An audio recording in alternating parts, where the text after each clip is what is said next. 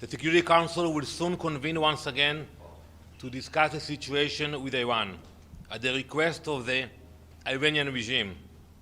That itself is a spectacular absurdity. The same regime whose supreme leader calls for the extermination of Israel and the United States, whose operatives have plotted assassinations of elected leaders, now send its ambassador to cry victim before the Security Council.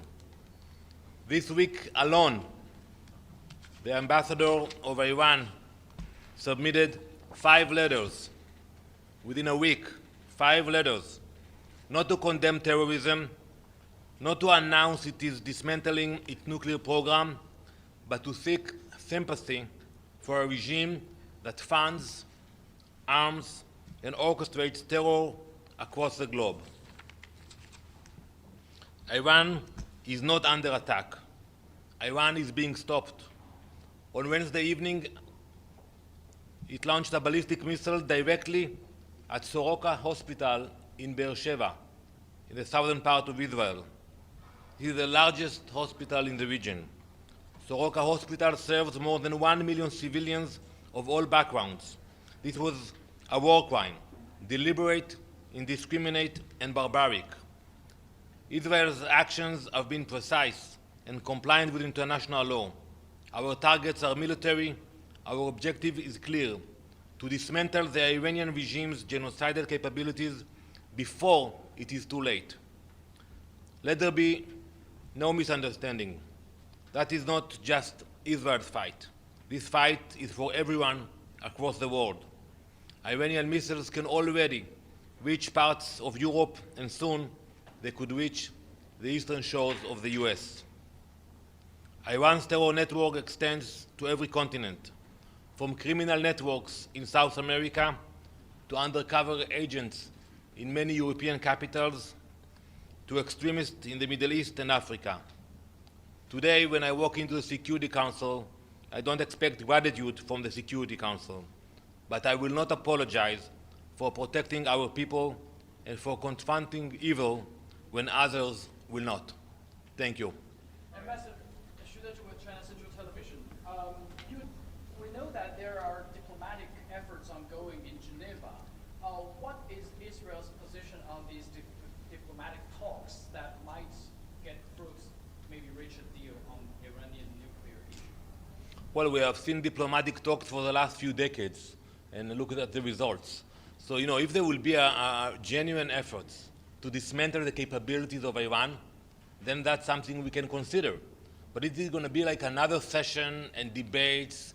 That's not going to work. But last few decades, the Prime Minister Netanyahu always said there would be only months, weeks, days away from Iranian getting nuclear weapons, which is not true. No, so I beg to differ with you. You're going to listen to the IEA later on today. Once we found out about their intentions and that they are building the capabilities, we decided to act. We decided not to wait for them to be the first one to launch atomic bomb into Israel.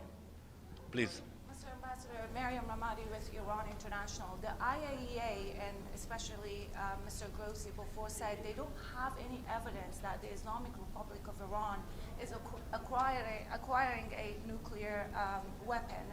What kind of evidence does Israel have that Iran is going after a nuclear weapon or nuclear bomb? And did you share those evidence with the IAEA? And also, my second question, in Iran, people don't have access to internet, complete blackout.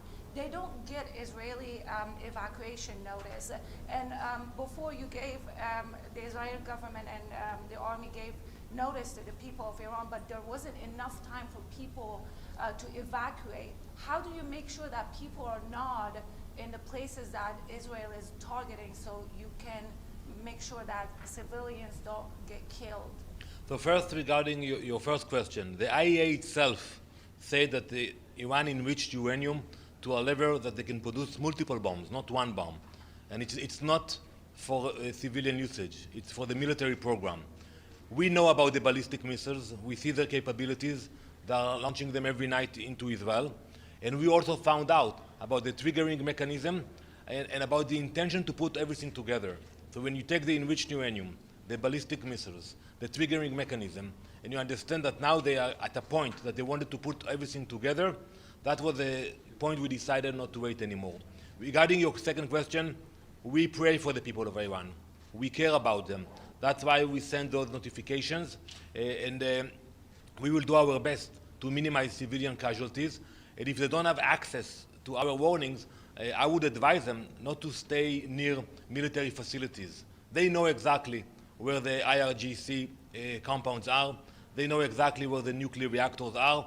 So my advice to them, and we do care for them, is to not to be next to those facilities. Ambassador, Yes, sir. Chris Reyes with Canadian Broadcasting. Are you in support of the United States negotiating with Iran? If not, what is your message to the U.S.? And if you are in support of those negotiations, what would you like to see come out of that deal? So as I said earlier, we look at results. And if there will be results that will bring us the security that we need, which means they don't have the capabilities. And the Iranians are the masters of deceptions. They lied for so many years, so we cannot just play the game with them anymore. If it will be like, what happened in Libya, when you had real inspectors who came into Libya, took out everything out, that's a mechanism that can be discussed. But if it's going to be just another round of talks, that's something which we cannot accept. Ambassador, can I follow up? Well, last question, please, yeah. You mentioned, but the director last night said the following: we do not have any indication that there is a systematic program in Iran to produce a nuclear weapon. We know the U.S. estimate back in March saying there is no such thing, stopped in 2003. I just want to emphasize, are you going to share this information that you have, that they were about to dash to a bomb, with the U.S., with the public? So the Director General of the IEA will speak in a minute in the Security Council. I would advise you to ask him that the amount of uranium that was enriched already in Iran, if it serves civilian usage or a military program. Let him answer that question. We have the information, we have the intelligence that Iran built a military program, not a civilian one, which was not supervised by the IEA. Are you sharing? Thank you very much. Thank you.